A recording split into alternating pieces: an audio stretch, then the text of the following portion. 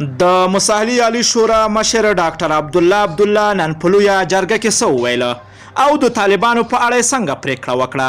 د سلام په وړاندې کولو سره یو ځل بیا درته یو نوی ویډیو ته ښه راغلاست وایم.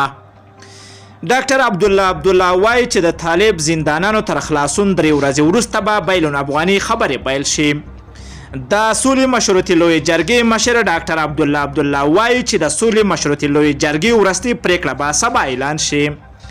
نوموړي چې نن په کابل کې د لویې جرګې اړوند یوې خبري ناستې ته خبرې کولې ویې ویل د بین الافغاني خبرو په پیل وړاندې د طالب زندانانو له خلاصون پرته بل کوم خنډ نشته دی او د یادو زندانانو تر خلاصون 3 ورځې وروسته به د بین الافغاني مذاکراتو لومړی پړاو په قطر کې ترسره شي.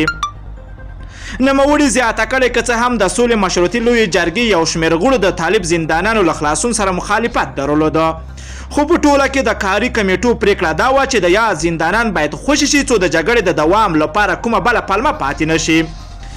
ډاکټر عبدالله څرګنده کړې چې د جګړې ګډونوالو د سولې راتلونکي په اړه هم خپلې اندېښنې او وړاندیزونه له دوی سره شریک کړي دي او په وینا یې په مخامخ خبرو کې به د افغانانو له ټولو اندېښنو ته په پام له مقابل لوري سره مخ ته ولاړ شي.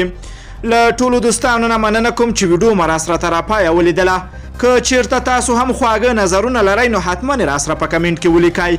که غواړئ له همداسې تازه او دقیقو معلوماتو خبر شئ د پښتو اپډیټ چینل حتما درسره سبسکرایب کولی شئ.